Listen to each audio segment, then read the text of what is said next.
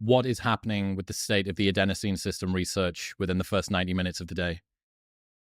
Adenosine is an incredibly interesting molecule. It exists in the brain and body. It accumulates with the number of hours that you're awake. So the longer you're awake, the more adenosine accumulates. It does many things in the brain and body. One of the most important things that it does is to give us the subjective experience of feeling sleepy and the objective feeling of our body being fatigued, of feeling literally heavier, requiring more energy to move ourselves.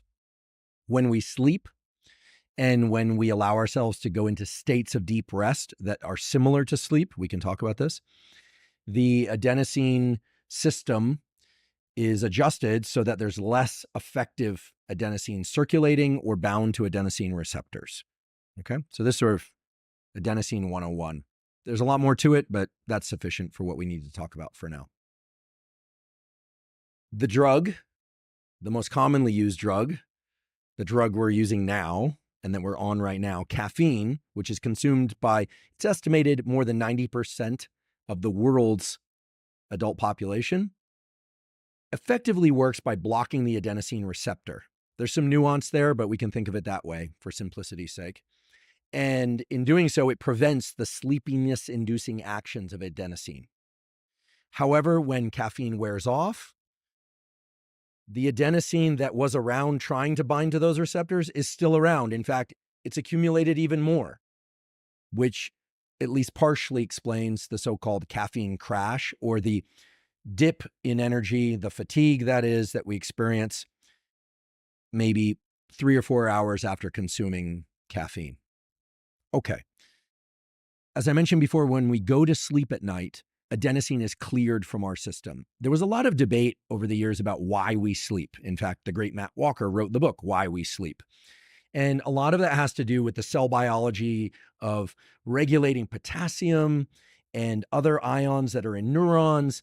And for those that are interested in the cell biology, it's about readjusting the amount of potassium inside and outside the cells, which is happening on an ongoing basis. But you could think of the time that we sleep as doing many things, but one of the most important things is to bring those adenosine levels down. Whatever adenosine has accumulated, to bring it back down such that when we wake up in the morning, we feel alert.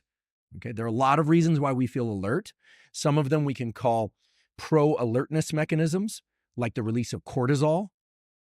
Some of them are about removing the brake on wakefulness, like reducing adenosine. Here we're talking about removing the brake on wakefulness by reducing adenosine.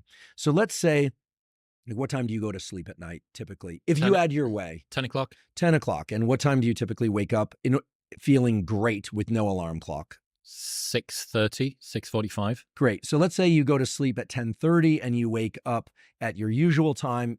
Chances are you will have cleared a lot, but not all the adenosine that's required for you to wake up feeling very alert. Let's say you stay up a little bit later. Maybe you stay up until 11. Maybe you wake up twice that night to use the restroom for whatever reason. You consumed a bit more fluid. Maybe it takes an extra 10 minutes for you to fall back asleep the second time. And then you wake up in the morning and you didn't get the total amount of deep sleep and rapid eye movement sleep that you're used to getting. Without question, your levels of adenosine upon waking are going to be slightly higher than they normally would. Okay? Once you understand what adenosine does, you think about that scenario, it's kind of an obvious thing.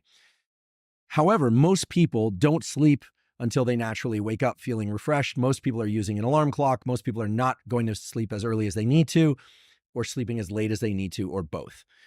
So as a consequence, when you wake up in the morning, your adenosine levels are not zeroed out to the place where you would be maximally awake. There is a lot of, or some, residual adenosine present. What do people typically do? Typically, people get out of bed, might look at their phone. As you know, I encourage them to go find sunlight if the sun isn't out, to turn on bright lights and then get outside and get sunlight in their eyes as soon as they can. But chances are they're going to grab some caffeine. They're going to pour themselves a cup of coffee, or they're going to have some, if you're me, yerba mate. They're going to perhaps have an energy drink, all fine and good. But now think about what we just said, which is that what you're doing then is blocking the adenosine receptors effectively. And whatever residual adenosine was there, because you didn't sleep enough to clear it out, persists. Plus, you're now starting to accumulate more adenosine, such that by mid-morning, that adenosine has accumulated, the caffeine has worn off, and maybe by early afternoon, especially after a meal, many, not all people experience an afternoon crash in energy, somewhere between 1 p.m. typically and 4 p.m., somewhere in there. For me, the trough in my natural energy levels in the afternoon is consistently between 2 and 3 p.m., regardless of how well I slept the night before. Many people also find a consistently placed trough in their energy, independent of all this. Okay, so what can we do? Some years back, I started suggesting that people consider, if they have an afternoon crash in energy, that they delay their morning caffeine intake for 90 minutes after waking. Some years after that, an academic review was published saying, well, there's really no evidence that that specific practice is necessary, but I still think, and I stand by the fact that it can be very useful for those that experience an afternoon crash. Why?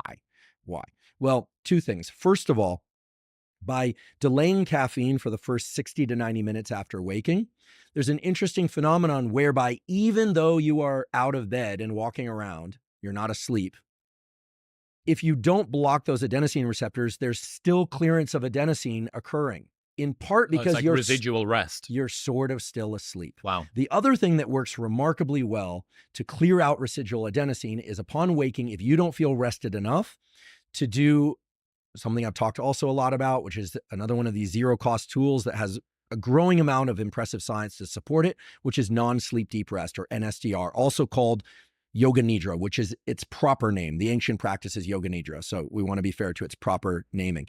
A 10 or 20 or 30-minute Yoga Nidra, or NSDR if you prefer, done upon waking, but before getting out of bed, or maybe you go into the living room and put on your headphones or listen to an NSDR script. They're available all over the internet, done by me, done by a woman named Kelly Boys, who has a really lovely voice. If you prefer a woman's voice, it's actually the one I typically use.